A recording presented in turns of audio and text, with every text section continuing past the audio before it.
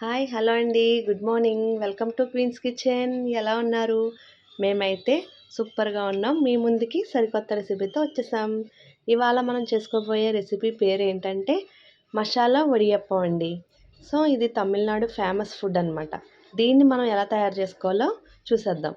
ముందుగా దీనికి కావాల్సిన పదార్థాలు చూడండి.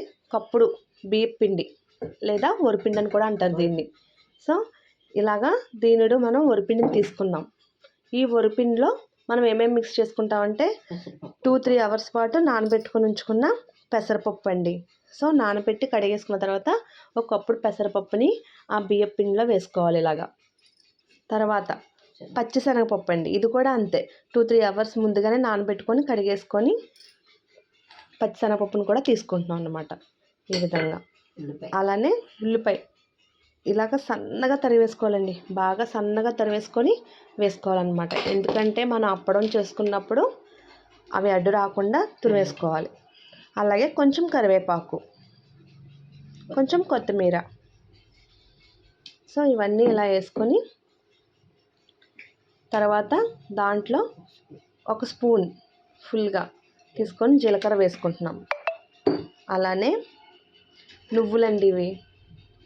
సో ఈ వడియప్పానికి మెయిన్గా ఫ్లేవర్ వచ్చేది ఏంటంటే నువ్వులు అనమాట. సో వీటిని మనం ఒక 4-5 టేబుల్ స్పూన్స్ దాకా యాడ్ చేసుకోవచ్చు. నెక్స్ట్ కొంచెం పసుపు, అలానే కొంచెం చిల్లీ పౌడర్ కొంచెం వేసుకుంటే సరిపోతుందండి కారం.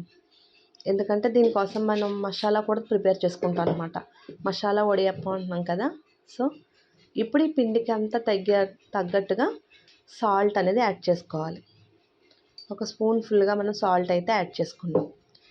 ఇప్పుడు మసాలా అంటున్నాం కదండి, ఏమేమి తీసుకోవాలంటే అల్లం ముక్క, వెల్లుల్లిపాయలు, ధనియాలు, కొంచెం జీలకర్ర, లవంగ మొగ్గలు, పచ్చిమిర్చి, ఇవన్నిటిని మనం మిక్సీ జార్లో అలా వేసుకొని వీటిని అయితే మెత్తగా పేస్ట్ వచ్చేలాగా చేసుకోవాలన్నమాట.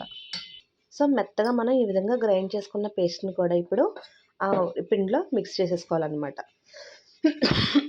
కొంచెం పచ్చిమిర్చి అల్లం వల్ల ఈ ఘాటుగా దగ్గు వస్తుందన్నమాట. సో ఈ విధంగా మనం దాన్ని వేసుకొని ఇలాగా కలిపి పెట్టుకోవాలండి. చపాతీ పిండి ఎలా అయితే మిక్స్ చేసుకుంటామో అలాగా, మరీ జారుగా కాకుండా మరీ టైట్గా కాకుండా ఈ విధంగా దీన్ని కలుపుకోవాలి.